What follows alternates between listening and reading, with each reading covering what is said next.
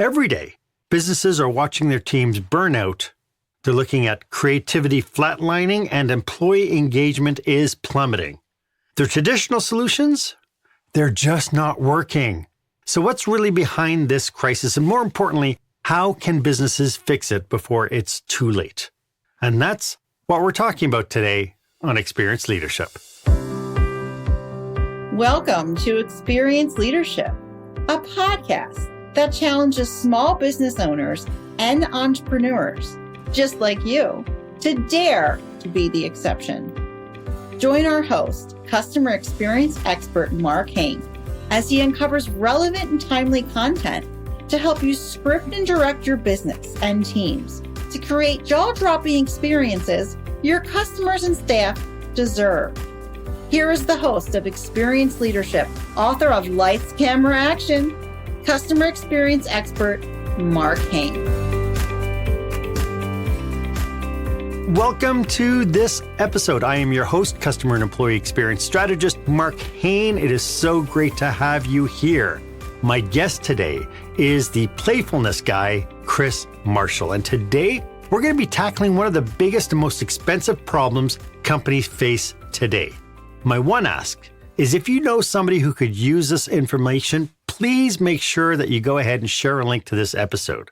And if you haven't done so yet, make sure that you're subscribed to this podcast. It's free, it won't cost you a dime, and it'll feed my ego just enough to keep me producing more episodes. I know that workplace stress, burnout, and disengagement are no longer just minor hiccups. They are massive, expensive business problems. Leaders everywhere are scrambling to find ways to keep their teams motivated, created, and frankly, just happy to show up to work. But as much as we try new systems, tools, and strategies, the needle just isn't moving. And that brings us to our question of the day.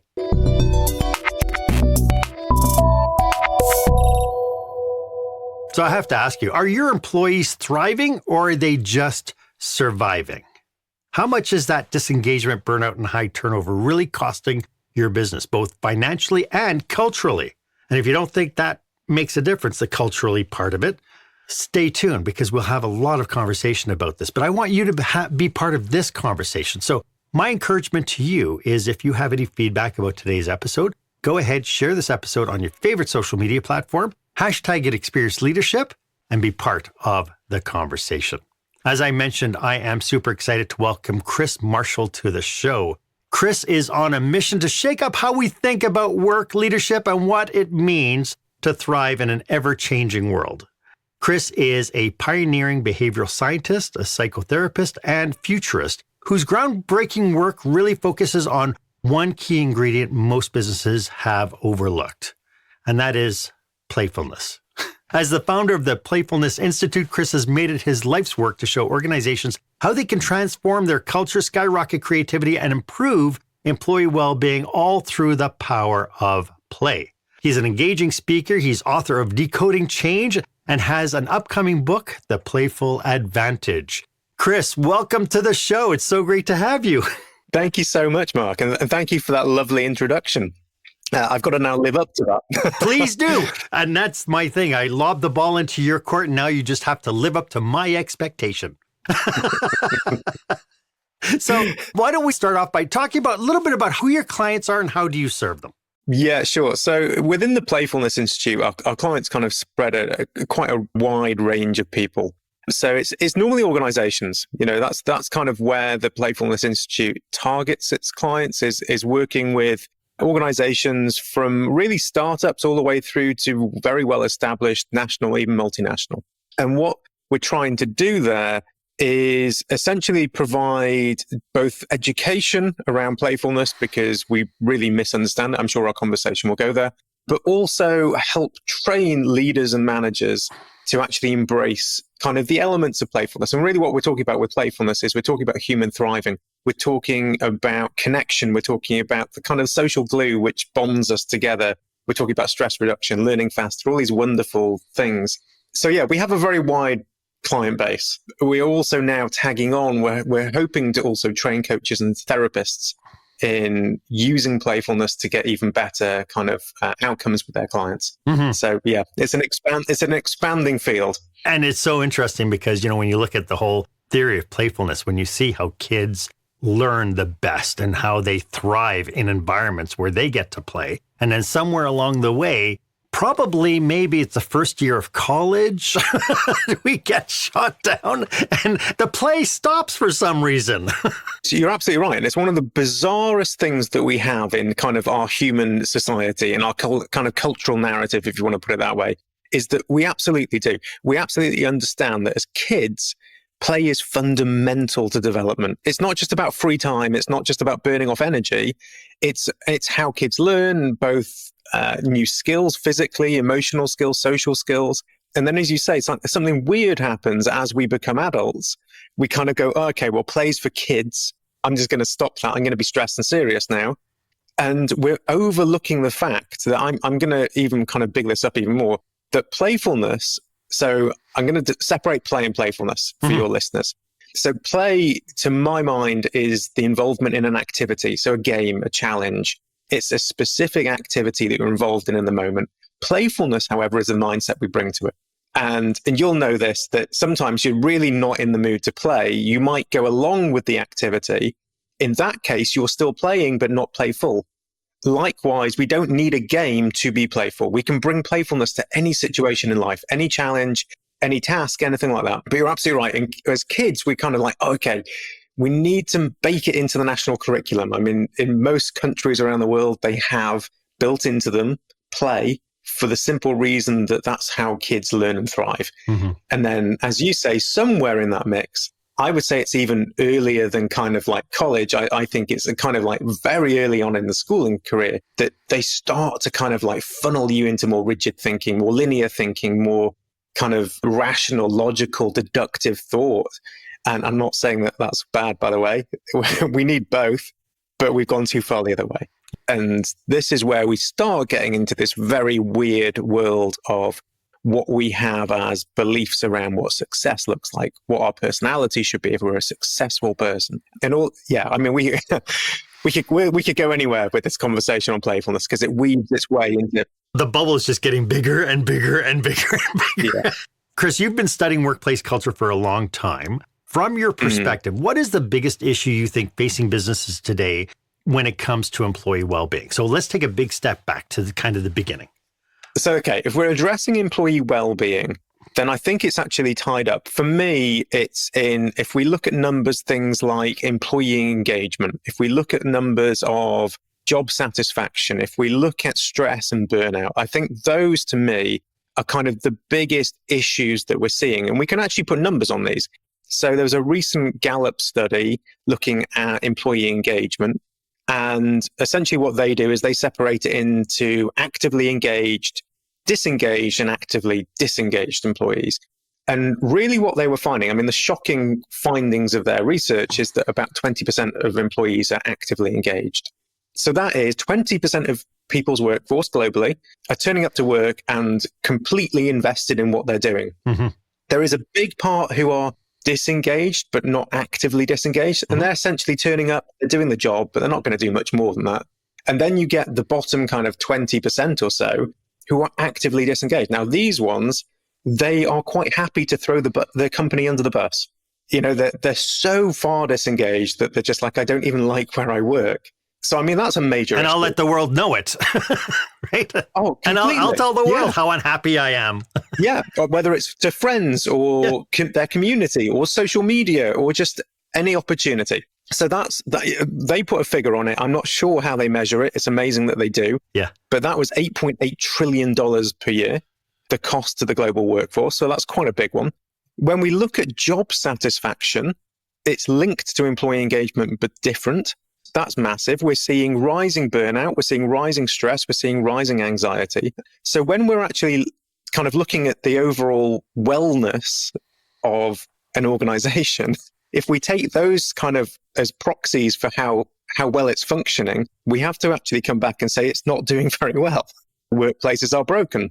Then we add into this, I mean, this is kind of where a lot of my work as kind of a futurist, and certainly the work that went into, you mentioned my book, Decoding Change. So that's looking at how the world's changing, because we're at this, in my opinion, this pivotal point in global change, certainly from the human perspective. When we add that in, so we're adding disruption, uncertainty, chaos, complexity, it's not a great bedfellow for all these other things going on.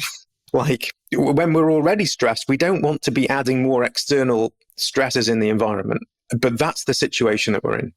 And it's interesting because as we go forward, it doesn't seem like our awareness seems to be at an all-time high, and yet it seems like we're doing nothing about it. Are there any specific behaviors or patterns that you see that leaders should be looking out for that would be indicating that there's a problem here? Even before, because you mentioned the talk, kind of the bottom 20% of the actively disengaged. I mean, for me, those are so easy to find every single day because those are the people who are coming to work belly aching and bitching about everything. They're the people who are gossiping behind other people's back. Ultimately, these are the people who are causing the workplace to be more and more toxic. And leaders, I find all too often, are too scared to even do anything like that. But that to me is blatantly obvious. But what are the patterns that leaders should be looking out for when people are kind of bleeding into this area of disengagement? So I think it's about getting closer to people. That for me is the key. We've run companies. So if we I'm going to really throw kind of traditional management theory under the bus for a minute, because I think it has a lot to answer for. But we have run with this idea, and we can go back hundreds of years to some of the origins of this. But we've run with this idea that things, essentially that what the business organization should be doing is chasing efficiency and reducing variability at every single possible kind of junction. But the downside of that is you start to run organizations not really wanting humans involved, because we're by definition not kind of homogeneous. We are variable, we are diverse. And when you start trying to get rid of the human factor out of a workplace, as we have been trying to do for hundreds of years, we're essentially sending messages to our workforce and our people that we don't really want them to show up as them. We just want them to exchange some labor and then go home. And so for me, it's about rehumanizing workplaces. That's the starting point. And when you start looking through that lens, so whether you call it human-centered organizations or whether you call it person-centered management or whatever catchy phrase you want to add to it, it's essentially seeing humans for who they are. And when you start doing that and start looking through that lens, you start to just notice what's going right and what's going wrong. It's when you go the opposite way of, okay, well, people aren't working hard enough, so we're just going to put in a load more kind of like incentives and perhaps even punishments, and we're going to measure all these KPIs and everything else. Well, it might work for a short time, but you likely destroy the kind of that human factor in the workplace as well. So the first step is to get closer to people and to actually treat people as people. And as soon as you do that, you actually get real insight and awareness. That's what I'm going to suggest. Instead of just aggregated data at the top. Right. Do you think that with COVID and people working remote, do you think it gave leaders insight into that they're people who used to show up work at every day in kind of their role all of a sudden became more human because all of a sudden we started seeing them at their kitchen table with their kids, with their dogs, with the open chest of drawers with clothes strewn everywhere? Do you think that helped humanize our perception of our employees? Yes and no. That's a very uncommittal answer, isn't it? I think it did to some degree. I think it brought a new level of acceptable authenticity to things. I can remember being in COVID and running kind of like webinars and holding events and things like that, and having people kind of come on and speak, and all of a sudden their cat would walk across the camera, or like the kid would run in and kind of go, "Can you come and play ball?" So I think there was a rehumanization at an individual to individual level. But then kind of what seemed to happen, and what we're seeing now in this kind of the work organization saying, no, you must now come back into the office. Yes. Is they just go, we don't know how to measure it. And that's the issue, really, isn't it? That everything needs to be able to be measured. But that's really not how we get the best out of people. Right. Yes, I'm not completely against measuring things, by the way, but when it's how you run everything, and when it's the final kind of deciding factor of whether you do something or don't do something, just what comes out in pure data, then you're missing an awful lot of information. Yes. You're missing an awful lot from what your understanding is. So I think COVID did bring forward some authenticity. I think there was a relaxation within certain aspects. But then I think managers started panicking, going, oh my word, we can't cope with this variability. We can't do this. We need to actually come back towards this kind of funneling things back into more efficient and less variability kind of frameworks. So I think we're still fighting it. Is it that they can't contend with it or they can't control it? Because, when COVID first hit, people were scrambling to buy software to put onto laptops so they can track productivity and make sure that you're punching on keyboards. But it's kind of like buying security cameras. You think, oh, I'm just going to put security cameras around my property. I'll be able to see if somebody shoplifts but nobody sits in front of the cameras for 24 hours a day looking at 5 different screens, unless you're a casino. Nobody's doing that work. So we became this whole thing of, I bought all this software to monitor people, but I don't have the time to meter out 25 or 50 employees to figure out how often they logged in and all this sort of stuff, right? And so then this whole idea of, well, let's take a look at outcomes. Are they fulfilling outcomes? But then, when people weren't on a call at 9 a.m. because the person slept in because they worked until 3 a.m., it's like, now we can't control any of this. And this makes me feel really, really uncomfortable as a leader. I think there you've hit it on the head, is that, okay, so we have to bring this back to kind of like how we're wired. So kind of the psychology and neuroscience of us as humans. We like certainty. We don't particularly like uncertainty or unfamiliarity. And so into that certainty piece is measuring stuff. It actually allows us to feel pretty good about ourselves because we're like, okay, I'm completely certain about this because I can measure it and I can record it and I can analyze it and it's either efficient or it's not. And I think what you've just touched on there is kind of one of the key pieces is we're basically pandering to the emotions of the manager because they're freaking out in the back and they're just like, for me, it's actually a distinct lack of trust in human capability and the teams you're working with. So I think that's another starting point is actually, if you want to be a leader or a manager, I believe you should have a fundamental belief in human nature and the people you're employing. Yeah. If you don't, I think you're in the wrong job. Because that's essentially what you're dealing with is you're dealing with people. And if you don't believe in them, why are you hiring them and what are you doing? It's so interesting that you see that because I see this time and time again. People go through the exercise of hiring the very best prospects that they could possibly bring into their business. And then the people come in and then it's like they have this hard time of being able to look at people and say, I trust what you do. I trust your capacity. Because and I found this when I was an employee versus when I became a consultant. It's like, wait a second, as a consultant, people give me a lot more respect. They give me a lot more credence to what I'm telling them, and they pay me more. And I'm doing really nothing different than when I was an employee.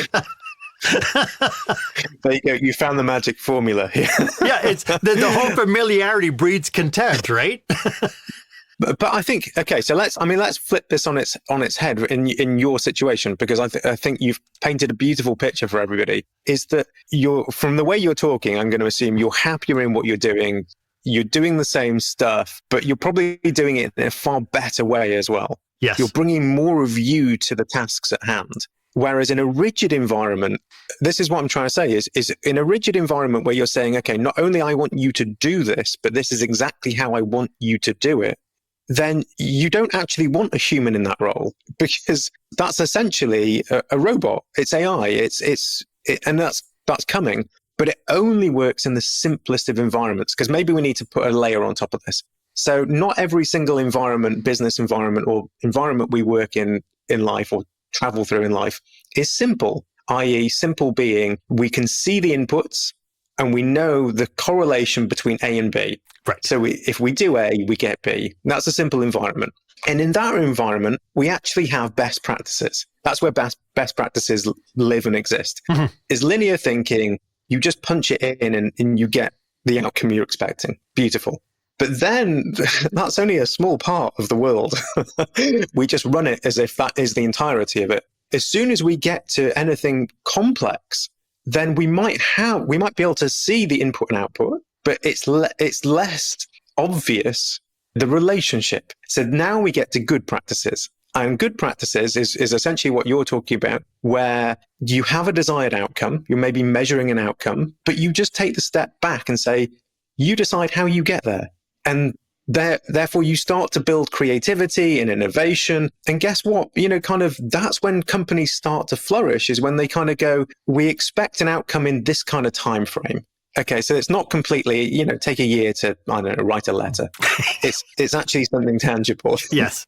But you're just saying, I'm not going to prescribe the method because this is a complex system you're working in. And then we can actually go to even more kind of disruptive environments. So we get into chaotic systems. We get into systems where we can't even connect the dots in those. And in those, we really need to be able to step back and actually kind of think about things like psychological safety, which allows us to actually put on top of that things like playfulness. And playfulness, as we've kind of alluded to, is our natural adaptability mechanism. When everything is in a complete mess, and far from being serious and being kind of rigid, you want to be playful. It's where we can kind of find meaning in disruption. It's where we can put pieces together. It's where we can engage in with our imagination. It's where we can bring safety to others around us.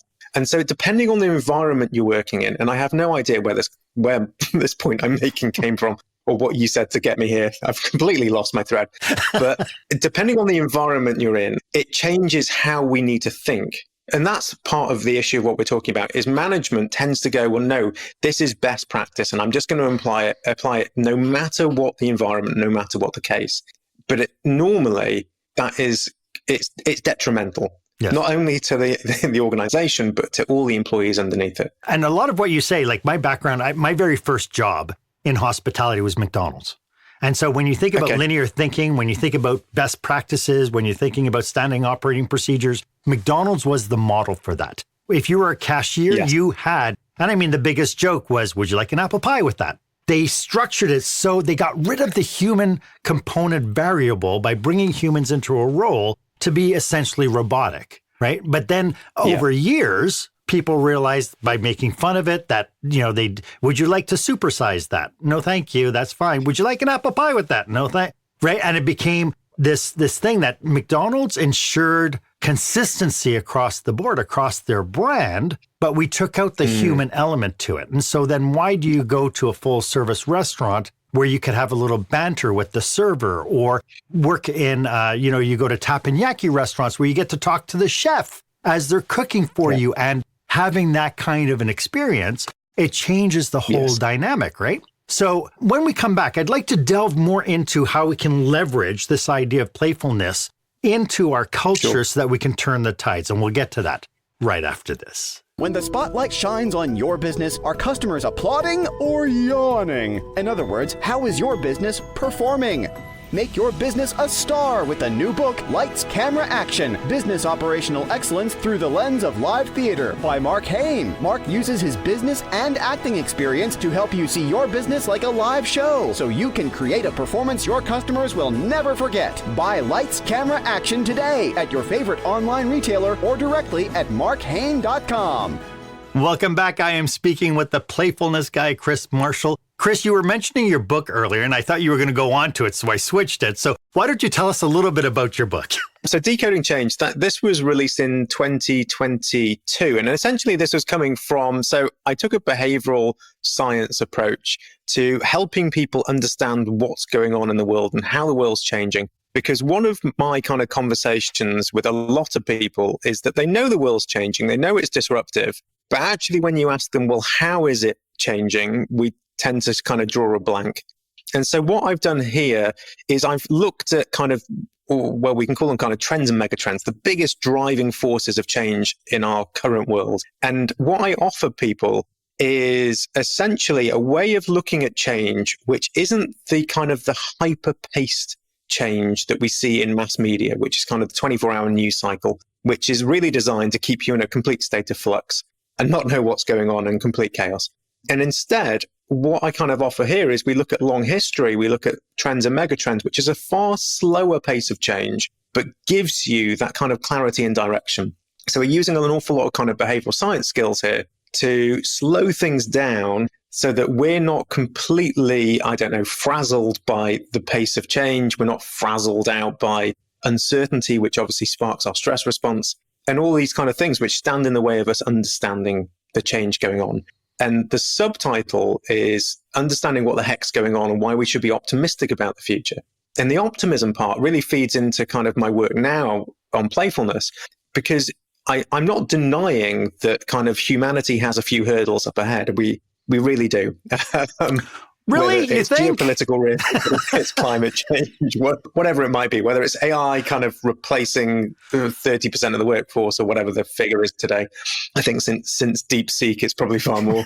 But we have these hurdles. But the optimism for me comes from when you actually look at human nature, when you really kind of pare this back, you certainly through history, you can't be anything other than in absolute awe of human nature. And our ability to be the most adaptable, creative, innovative creatures to have ever walked this earth. I mean, there's multiple times through history, our species should have been wiped out. And we have adapted and overcome them. And I honestly believe that we can do the same in the coming challenges. And in fact, the more we can embrace that side of us, of our kind of creative natures, if we kind of call it that, our playful nature, the easier the transition is going to be, the less kind of like turbulence we're actually going to create for ourselves. And so that's kind of part of the message in there. And then you alluded to the kind of the book that I'm just about to publish called The Playful Advantage, which actually kind of looks at playfulness within the organizational setting.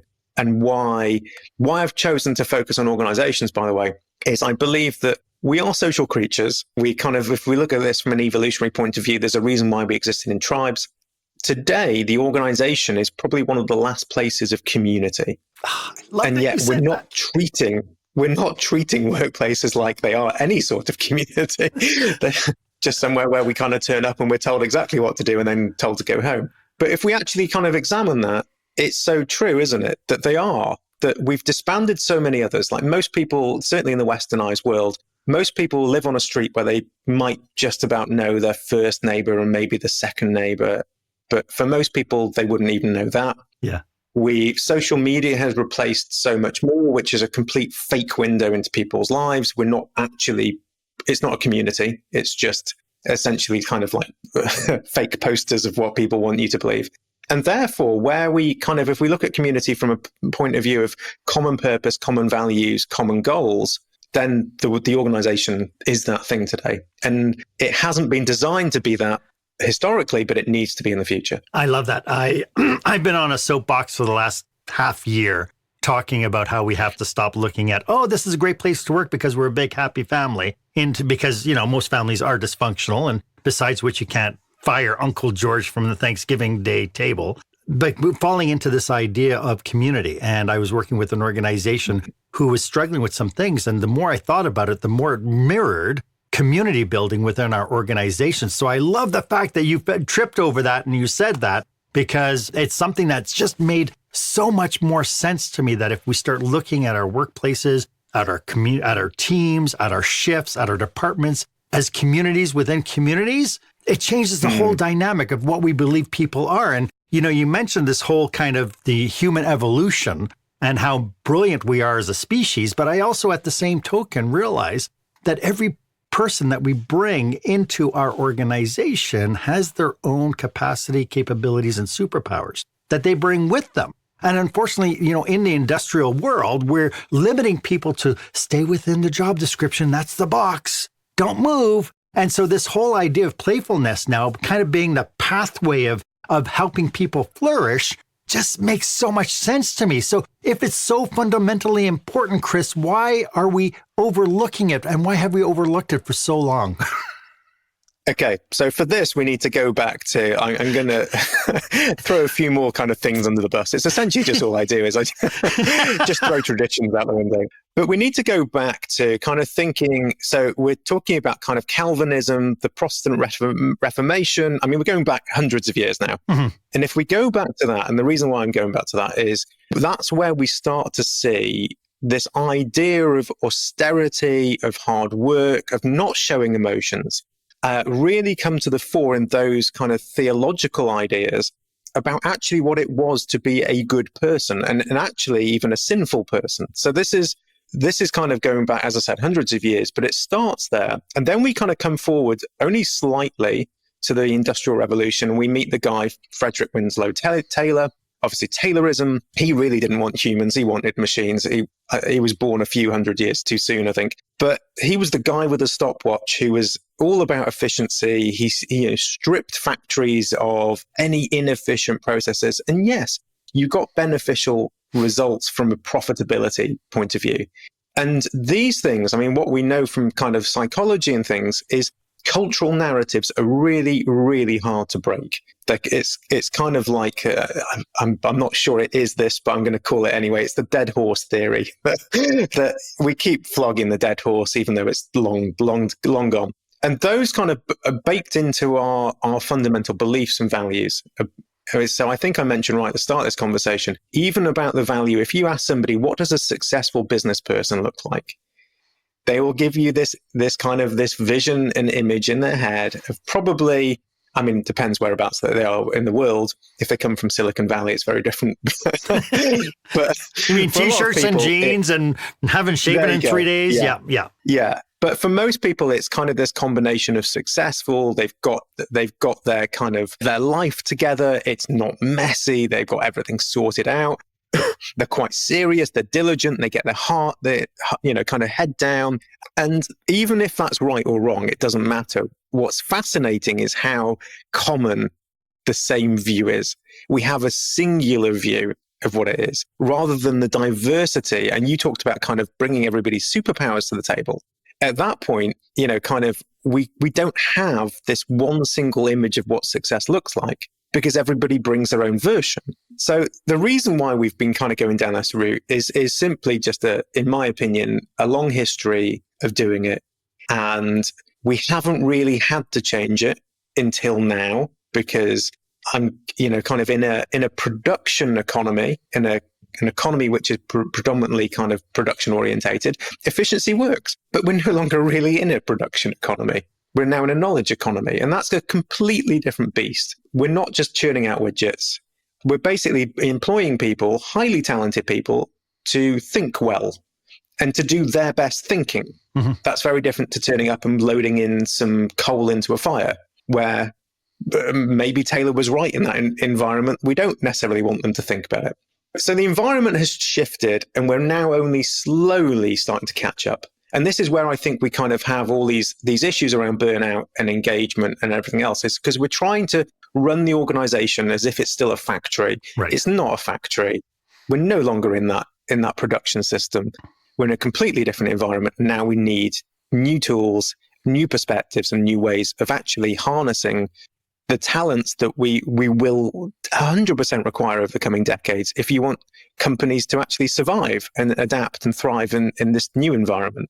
Right. And I would even push back a little bit about the whole knowledge economy side of it, because I would challenge that we're more now, I think, bled into this idea of relationship, interpersonal economy now, because I mean, when you think about it, the Taylorism was all about, we want their hands. We just want them to do the work. You don't have to think, you don't have to do anything, just keep doing the work. And then to your point, then we want the hands and we want the brain. But I think in today's economy, we want the hands, we want the brain, but we also want their heart. We want them to find purpose in what they're doing, because we realized very quickly that if there is no purpose, there is no mission.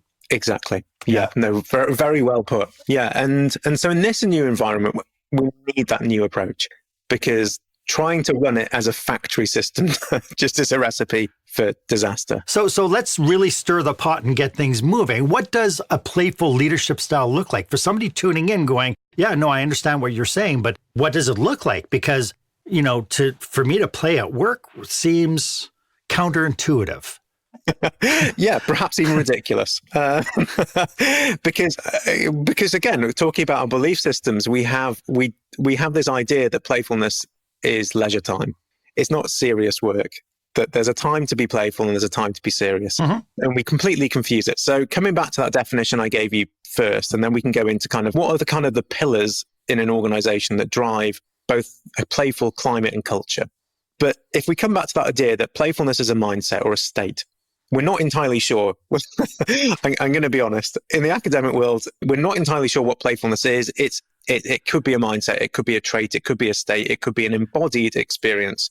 It's something so fundamental to being a thriving human that it kind of transgresses all of these different boundaries. I mean, it's amazing. But because it's a state, or the way that we bring ourselves to something, we can apply it to everything. It doesn't need to be just leisure time. It isn't just, when you've done the serious work, then okay, now you can be playful. And it isn't playing card games or a board game or installing a slide in the office. That's not playfulness. We know that play can foster playfulness. It is a cultivator, hence why we use it with kids. But in a workplace, it becomes quite hard to do serious work and introduce play to get playfulness. It's far easier to build a culture and climate which fosters these things naturally. Okay, so let's kind of peel this back. What do we need in place to have a playful climate and culture? First off, we need to understand the relationship between play and stress. So as a kind of what we start seeing is, in my opinion, stress and playfulness sit at the opposite end of the same spectrum, if you like. So we have two evolutionary mechanisms. The stress response, which we all know, is that kind of fight, flight, freeze response. It was very, very good at getting us out of immediate life-threatening danger when a lion turned up at the mouth of the cave. What it also does is fear, stress, stops us being playful because we don't want to be playful when the lion shows up. When we're not stressed, however, it's not just the absence of stress. It's not that we're stressed or nothing. At the other end of the spectrum is joy and playfulness. And that has an evolutionary purpose too. And the evolutionary purpose of playfulness seems to be that it's when we become explorers, where we start asking what if questions, we start increasing curiosity, we start increasing creativity, we start increasing connection with ourselves and others. And so it's this kind of, Professor Fredrickson came up with this idea of broaden and build theory, which is associated with like positive emotions. So first off, we have to understand that. And if we start understanding that, then we start to peel back the layers of an organization and start going, okay, well, if it's something to do with stress, i.e. the absence of stress and threat. So come back to your idea of, or your example of being an employee and now a consultant. If you have more autonomy, then that is one area where potentially it can remove the feeling of pressure or threat or judgment. Is that you're being given a little bit of freedom to go, okay, well, I'm free to navigate this how I see best. I've still got an outcome. I still need to deliver a very good end result, but I'm just being given a little bit of space to be me rather than follow your process, which isn't me. So psychological safety is one of the key under kind of currents, if you like. Mm-hmm. You can't have playfulness unless you're safe. Right. So that's number one. If you're creating an environment where your employees feel constantly threatened, judged, they're fearful, anxious, like you'll shut them down. Don't start trying to put playfulness in. You're not going to get anywhere near it. Start with safety. But we've been talking about psychological safety as if it's like the golden magic pill that you just get psychological safety and all your worries go away. I love Amy Edmondson's work, I really do, but it's not the end goal. It's the starting point. It's a foundation. And once you've got that foundation in place, then you can start really building on top of it. And this is where we start building playfulness on top. So what are the other things which really kind of inspire playfulness?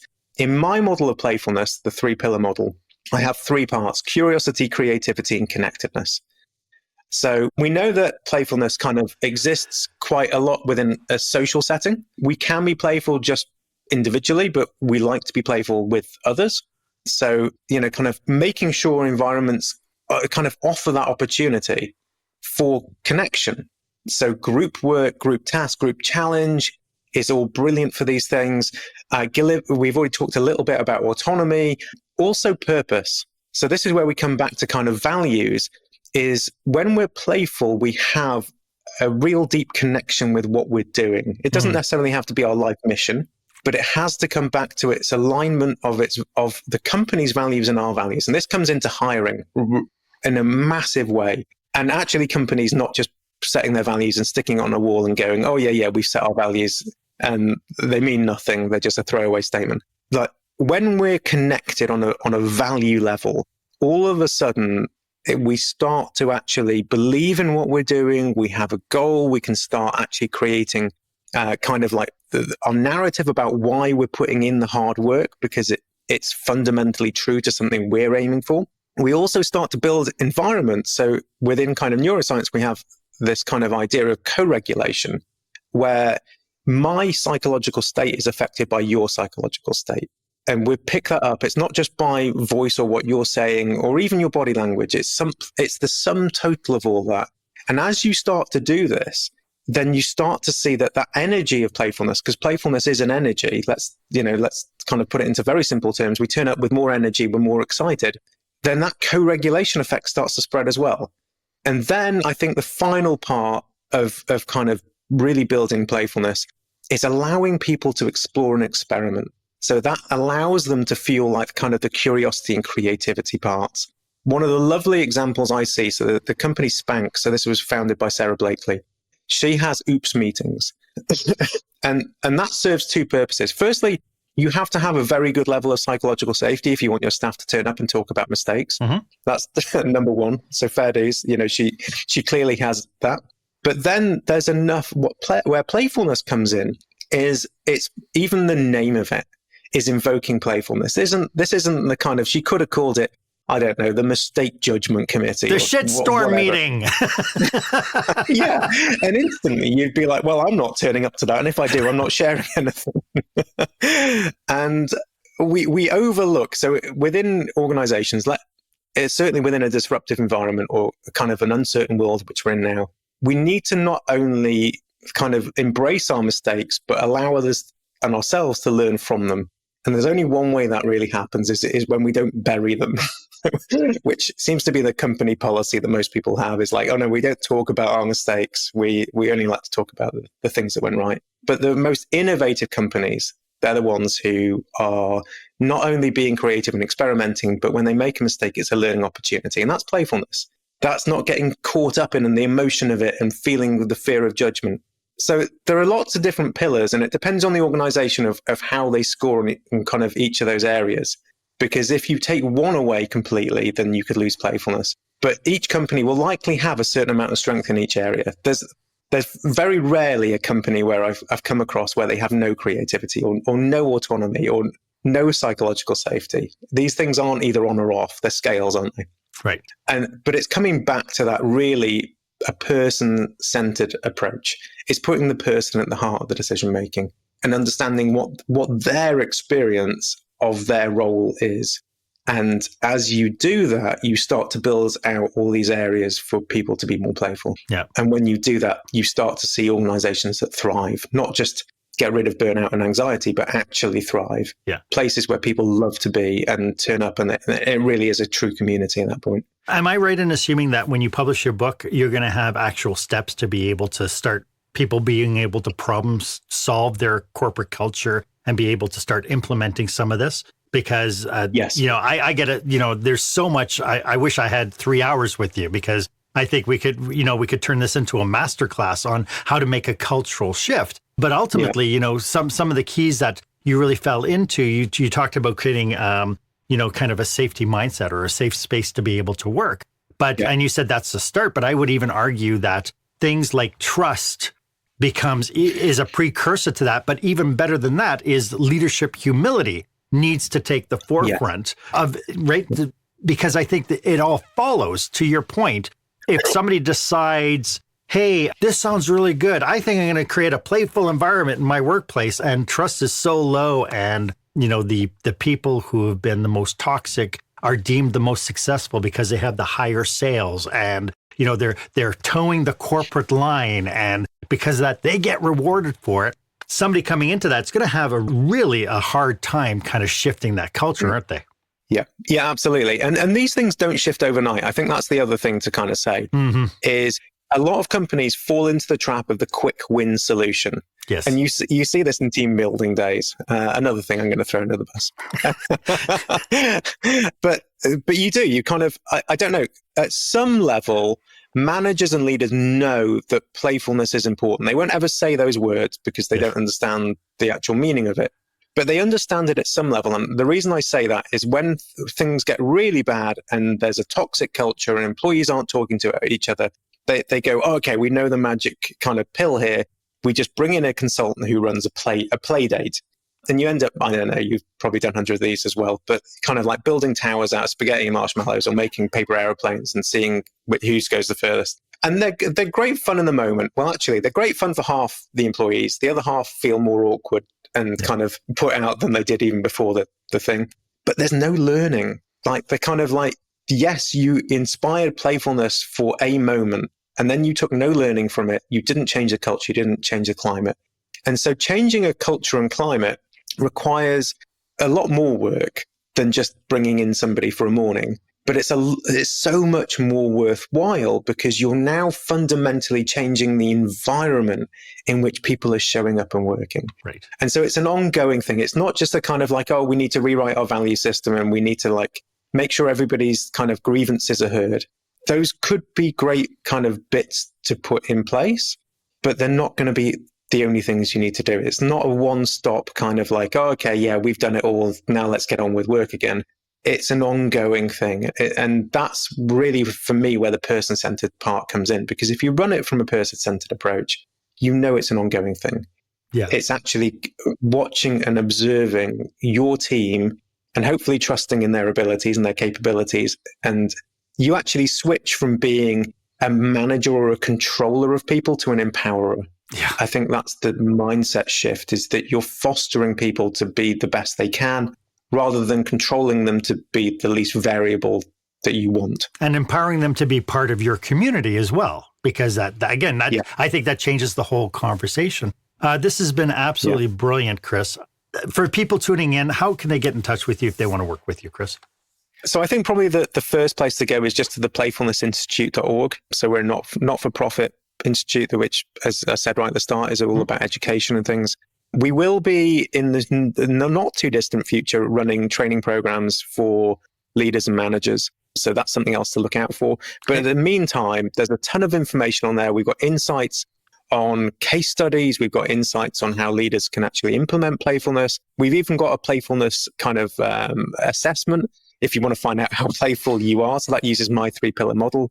So it scores you on curiosity, creativity, and connectedness. Okay. And actually even asks you how playful you think your workplace is. And is there a gap between your playfulness and that? Well, and the first test to whether or not you even have an inkling of playfulness is if you look at that suggestion to click that link and you go, why do I need to know if I'm playful or not?